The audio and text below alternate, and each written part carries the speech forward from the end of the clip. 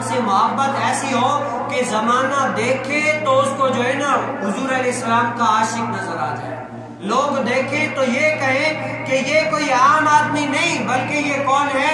حضور کائنات صلی اللہ علیہ وسلم کا عاشق ہے، محبوب ہے، حضور علیہ السلام سے محبت کرتا ہے. سچی محبت حضور علیہ السلام سے ایسی ہوگی کہ کوئی غیر بھی دیکھے تو یہ کہے کہ یہ تو حضور علیہ السلام کا عاشق ہے.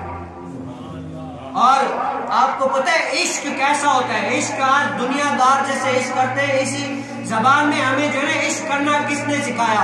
آج عشق ہم کیسا کرتے ہیں؟ مجنوں کو لیلا سے عشق ہو گیا تھا نا. عشق سمجھانے کے لیے مجنوں کو جب لیلا سے عشق ہو گیا تو مجنوں اتنا تو عشق میں پاگل ہو گیا تھا کہ لیلا کے گاؤں سے اگر کتا بھی آتا تو اس کے پاؤں چومتا اور کہتا کہ یہ میرے معشوقہ کے گاؤں سے پاؤں رکھ کے آیا ہے، میری محبت ہے، اس کے پاؤں چومتا. اتنا یعنی محبت میں اندھا ہو گیا. اسی طرح مجنوں ایک دفعہ جا رہا تھا تو کوئی نماز پڑھ رہا تھا، آگے گزر کر چلا گیا تو اس نے نماز چھوڑ کر اس کو چماٹ مار دی.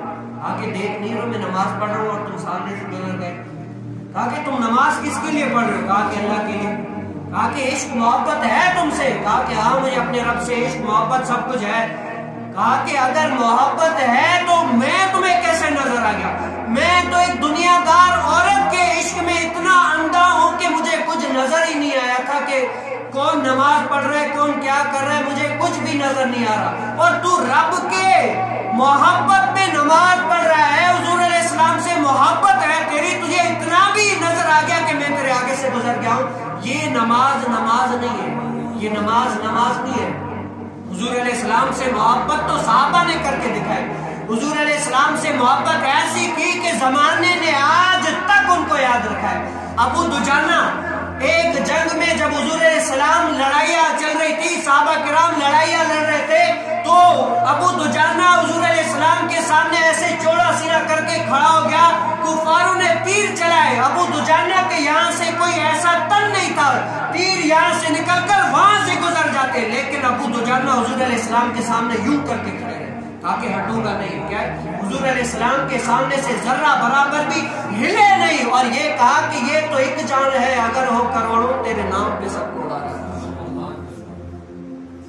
اگر ہو یہ تو ایک جان ہے، اگر ہو کروڑوں تیرے نام پہ سب کو گوارا کروں میں. حضور علیہ السلام سے محبت عشق یہ تھا کہ اپنی جان کی پرواہ نہیں کی، سب کچھ قربان کر کے بھی کہا کیا پیش کروں جانا کیا چیز ہماری ہے، یہ دل بھی تمہارا ہے یہ جان بھی تمہارا ہے.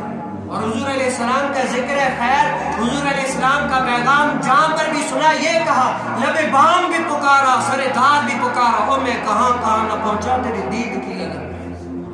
حضور علیہ السلام سے محبت یہ تھی کہ ہر جگہ یا رسول اللہ صرف یہ پتا ہونا چاہیے کہ آپ کی محبت ہے، آپ کے نام لیوا آ رہے ہیں، آپ کی محبت کی خاطر جہاں بھی بلائیں مجھے، ہم جو ہے نا یا رسول اللہ آپ کی خاطر ہر جگہ حاضر ہے. لب بام بھی پکارا سردار بھی پکارا، اور میں کہاں نہ پہنچا تیری دید کی لگن.